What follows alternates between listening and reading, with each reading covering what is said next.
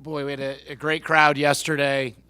Really want to thank our marketing people and our support staff in recognizing our three student athletes from Verona. We had Verona Community Day yesterday, and to have over 6,000 fans and loud and really enjoying the giveaways every time they could possibly get on the Jumbotron, I was told.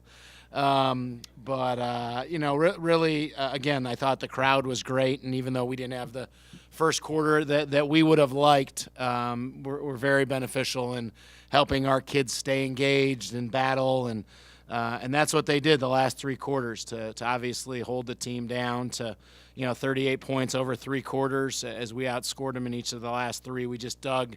When you dig a big deficit like that, it takes so much to come back, and you shrink that margin of error. And I think to end the third quarter, we had three great opportunities and couldn't get it done from the free throw line. But again, I think as we watch the film, we see areas that obviously we have to be much better at.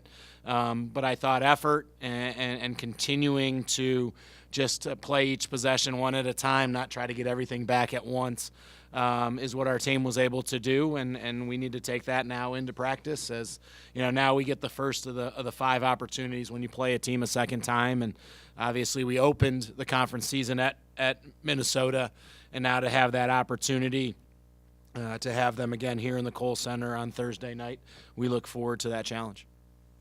Questions? Alec?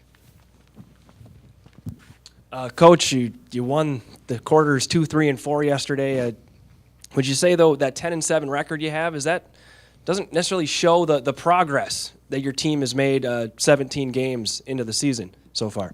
Yeah, I mean, I definitely. I think as you look at and trying to see, the forest through the trees, what we've been able to do from a competitive level. Obviously, our league with the number of different teams, we fully expect Rutgers will break into the top 25 today in the AP poll and tomorrow in the coaches poll. And just knowing how competitive it is. You look up and down the standings, and Rutgers is the only team without a loss, and there's not a team in our league, either 4 or 5 games in that hasn't won a league game. And I think we have made improvements. I think our veteran players have improved. Obviously, we've had an influx of new players that have done some great things.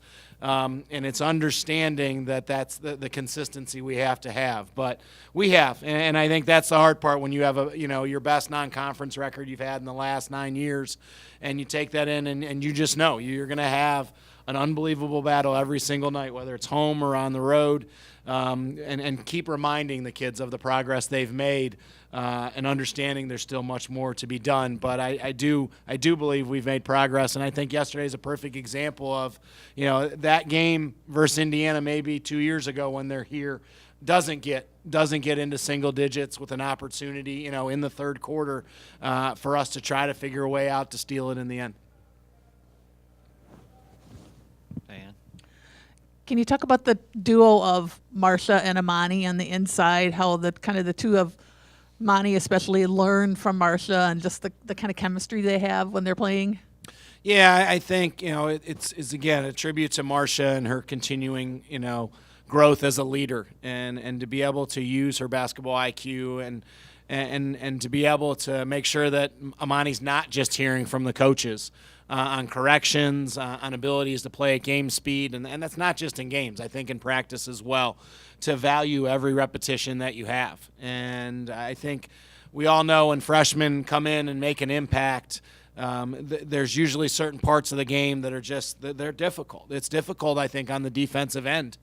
For freshmen. And I think Marcia's done a good job and constantly stays on Imani so that she hears it from a peer, which I think is really, really important.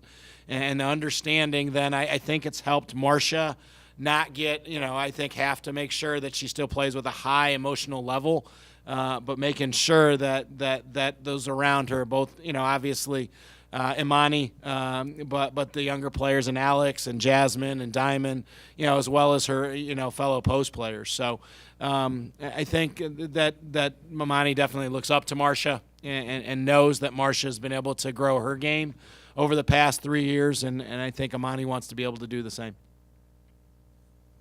Jonathan, obviously, numbers-wise, Naya Beverly had her best game of the season yesterday, and maybe what stood out most was no turnovers.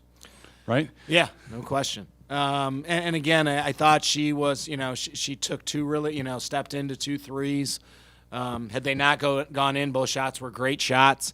Obviously, 7 assists, no turnovers.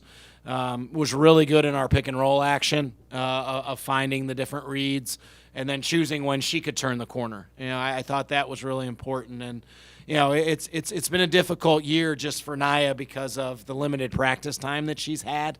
But again, I thought she did a really good job of getting different people involved. Obviously, she found Marcia. She found us in a couple people in transition.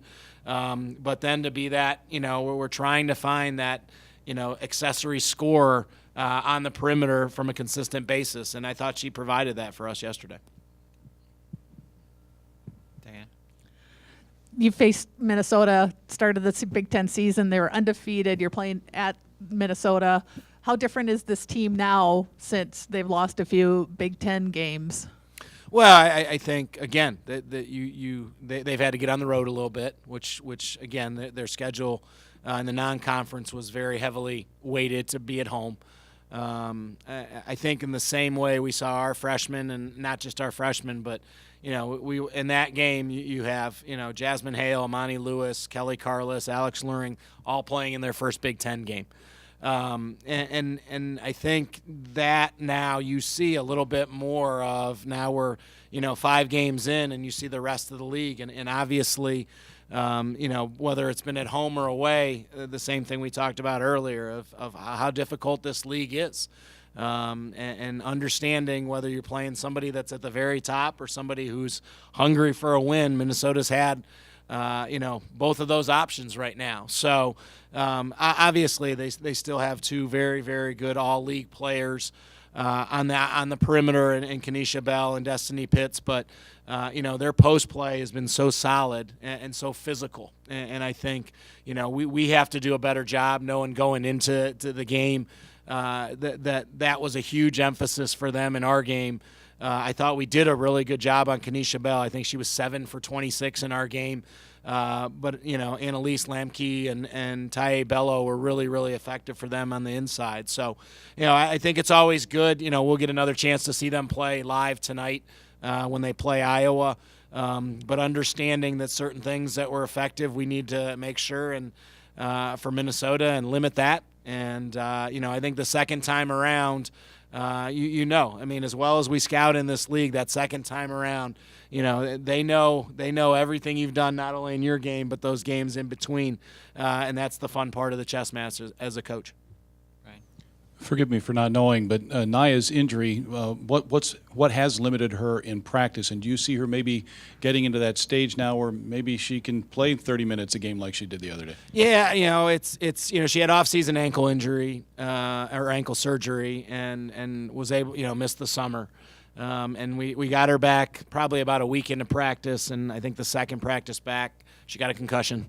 And so that limited her. And then on that last play of the IUPUI game in overtime after we had scored, she got hit on a screen and got a second concussion. So, just trying to, again, she's fine from the concussions. We know we have to, make sure that again, we protect her ankle as much as possible. But I just think that difference of getting the repetitions day in and day out, and she's been able to in the last 2 games, get through the shoot-around, and that's kind of we've gotten to that she's felt good at the shoot-arounds, and we wanted to see how the warm-ups went. But I think it helps having that chemistry. Obviously, she's developed that over 2 years with Marcia, and the returners, but developing that chemistry with people like Imani and with Alex Luring, and again, she's such a vital part and a difference maker that we have. Again, I've been through it with a couple of players.